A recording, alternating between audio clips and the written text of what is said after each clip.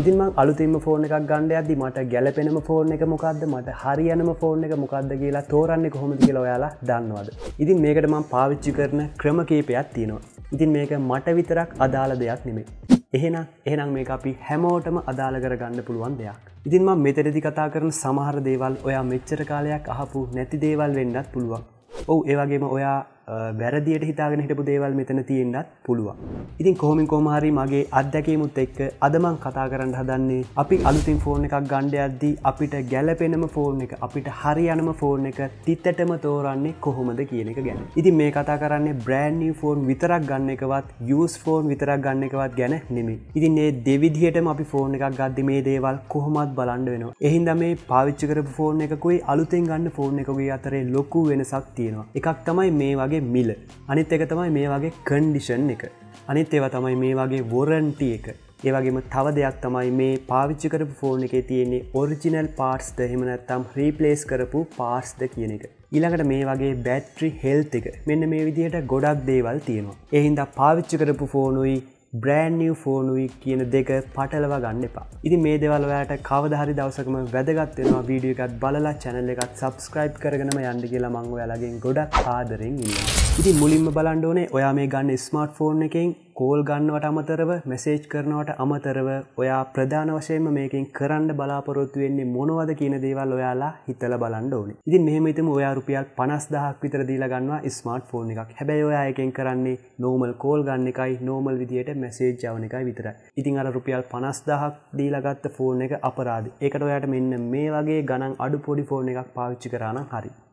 ඉතින් මුලින්ම ඔයා කරන්න ඕනේ ඔයා ගන්න ස්මාර්ට්ෆෝන් එකෙන් ඔයා කරන්න බලාපොරොත්තු වෙන දේවල් ලිස්ට් එකක් හදාගන්න එක. හැබැයි කෝල් ගන්න එකයි මැසේජ් කරන එකයි ඒ ලිස්ට් එකට දාන්න එපා. ඉතින් ඔයාට මේ ලිස්ට් එක හිතින් හදාගන්න බැයි නම් ඔයාට පුළුවන් කොලේකුයි පෑනකුයි අරගෙන මේක ලියන්න.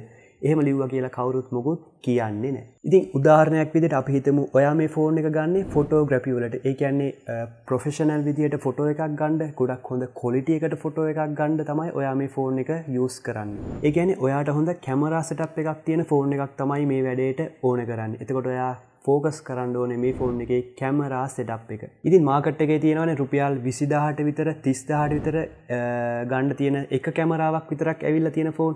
මේ ෆෝන් ඔයාට හරියන්නේ නැහැ. මොකද ඔයා ගොඩක්ම ෆෝකස් කරන්න ඕනේ මේකේ කැමරා සෙටප් එක හින්දා. ඒ වගේම ඔයා වගේ තව කෙනෙක් ඉන්නවා. එයා ෆෝකස් කරන්නේ ගේම් සෙල්ලම් කරන එක. ඔයා වගේ ෆොටෝග්‍රැෆි නෙමෙයි. එයාට කැමරා එකෙන් වැඩක් නැහැ. එයාට හරියන්නේ ගේම් වලටම හදපු ගේම් වලටම ෆෝකස් කරපු ගේම් එකක් ලැග් වෙන්නේ නැතුව ප්ලේ කරන්න පුළුවන් ඩිවයිස් එකක්. ඔය අතරේ තව කෙනෙක් ඉන්නවා එයා ගේම් සෙල්ලම් කරන්න කැමති නැහැ. එයාට සාමාන්‍ය විදිහට ෆොටෝ එකක් ගන්න තිබ්බනම් ඇති. හැබැයි ඒ වුණාට එයා Facebook, YouTube, WhatsApp වගේ සෝෂල් මීඩියා පාවිච්චි කරන කෙනෙක්. ඉතින් මෙයා මේ ෆෝන් එක ගන්නේ වැඩිපුරම අන්න ඒවා පාවිච්චි කරන්න බලාගෙන. ඒ හින්දා එයාට ඕන වෙන්නේ ටිකක් බැටරි කැපැසිටි එක වැඩි, බැටරි එක ටිකක් ඉක්මනට charge කරගන්න පුළුවන්. ඒ වගේම ගොඩක් වෙලා බැටරි එකෙන් වැඩ කරන්න පුළුවන් ෆෝන් එකක්. ඒ කියන්නේ සෝෂල් මීඩියා වැඩවලට පාවිච්චි කරන්න පුළුවන් ඩිවයිස් එකක් තමයි එයාට සෙට් වෙන්නේ. ඉතින් ඔන්න ඔය විදිහට ඔයාගෙත් මේ විදිහට තියෙන අවශ්‍යතාවය මේ ස්මාර්ට්ෆෝන් එකකින් ඔයාට අවශ්‍ය වෙන්නේ මොකක්ද කියන එක ඔයාලා මුලින්ම තේරුම් ගන්න ඕනේ. ඊළඟ දේ තමයි ඔයාලා ගාව යම්කිසි මුදලක් තියෙනවනේ. ඉතින් ඔයාලා බලන්න ඕනේ ස්මාර්ට්ෆෝන් එකකට ඔයාට වියදම් කරන්න පුළුවන් මුදල කීයද කියන එක.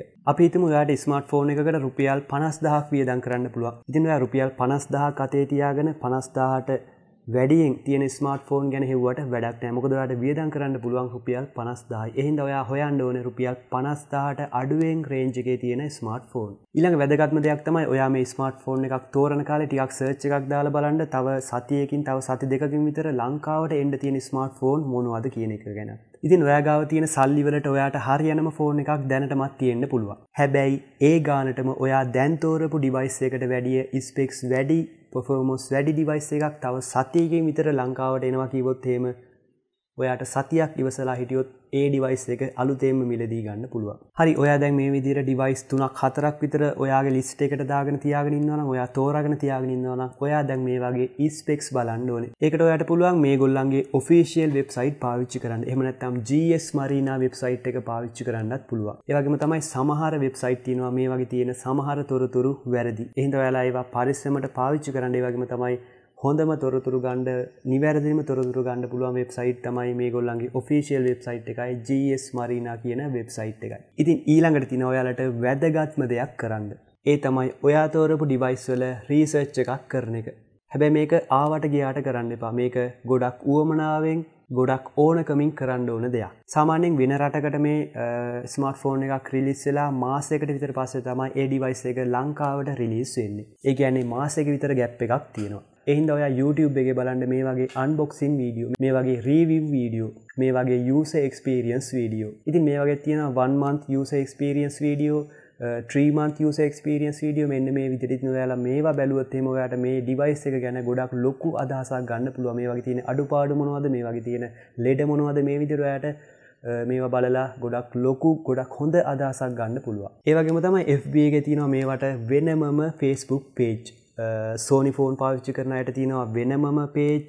Samsung වලට තියෙනවා වෙනම මේවා, Nokia වලට වෙනමම තියෙනවා, Apple වලට වෙනමම තියෙනවා, Oppo වලට වෙනමම තියෙනවා. මෙන්න මේ වගේ group වලට join වුණොත් එහෙම ඔයාලට බලා ගන්න පුළුවන් මේ වගේ තියෙන අඩුපාඩු මොනවද, මේ වගේ තියෙන ලෙඩ මොනවද, මේ වගේ කට්ටිය පාවිච්චි කරද්දි මේ වගේ තියෙන experience එක මොන වගේද මේ විදිහට. ඉතින් ඒ වගේනුත් ඔයාලට හොඳ අදහසක් ගන්න පුළුවන්. ඉතින් ඒ විදිහට බලලා ඔයාට ගැලපෙනම ඩිවයිස් එක තෝරගන්න ඕනේ. ඒ වගේම තමයි ඔයා මේ ඩිවයිස් එකක් ගන්න යද්දී බලන්න වොරන්ටි එක මොන වොරන්ටි එකක්ද හම්බෙන්නේ කියලා. සාමාන්‍යයෙන් බ්‍රෑන්ඩ් නිව් ෆෝන් එකක නම් අවුරුද්දක වොරන්ටි එකක් හම්බෙනවා, කම්පැනි වොරන්ටි එකක්. පාවිච්චි කරපු ෆෝන් එකක නම් සාමාන්‍යයෙන් සතියක් හම්බෙනවා, සති දෙක හම්බෙනවා, මාසෙ හම්බෙනවා, මාස 3 හම්බෙනවා. මේ විදිහට තමයි වොරන්ටි හම්බෙන්නේ. ඒ විදිහට වොරන්ටි එක ගැනත් ඔයාලා බලලා ජෙනුයින් සෙලර් කෙනෙක්ගෙන්ම ඔයා ෆෝන් එකක් මිලදී ගන්නත් අමතක කරන්න එපා. ඉතින් මං හිතනවා මේ වීඩියෝ එක ඔයාට කවදා හරි දවසක ගොඩක් ප්‍රයෝජනවත් වේ. ඒ හින්දා යාළුවන්ටත් බලන්න, ෂෙයා කරන්න, වීඩියෝ එකට ලයික් කරන්න, කමෙන්ට් කරන්න. ඒ වගේම channel එක subscribe කරලා නැත්නම් channel එක subscribe කරගන්න තියාගන්න කියලා මම ඔයාලගෙන් ගොඩක් ආදරෙන් ඉල්ලනවා. එහෙනම් අපි හමු වුණාටත් මේ වගේම තවත් අලුත්ම වෙනස්ම වීඩියෝ එකකින් එතකම් මං ගිහිල්ලා නම් ඔයාලට සුබම සුබ දවසක්.